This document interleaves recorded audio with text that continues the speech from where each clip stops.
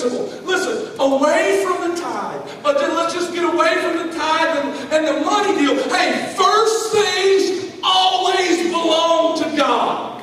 If you're taking notes, write that down. First things always belong to God. The first portion of my income, the first day of my week, the first hour of my day. Come on, turn to your neighbor and say, hey, first things belong to God.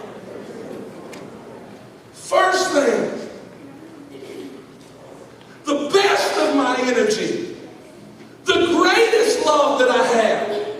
Those are the things that belong to God. Not just what's left over. Number 5, the tithe, it is a universal principle like Sabbath rest.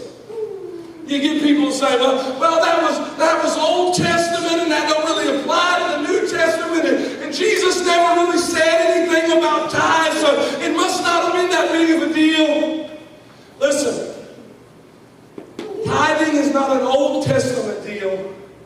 It's a universal principle like Sabbath rest. See, it's like Sabbath rest. It was instituted in the Garden of Eden itself. See, the law says to keep the Sabbath holy, but it wasn't. It was years before the law was ever introduced. It was God's ideal to have a day for Sabbath rest.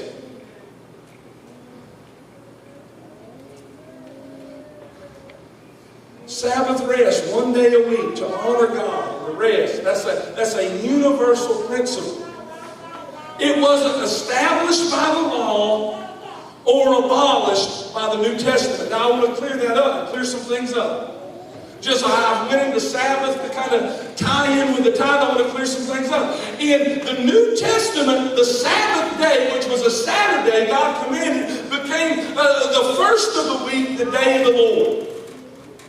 And you can find several verses in the book of Acts where New Testament churches came together not on the Sabbath, but the first day of the week. If you need any of that information, I can get it to you.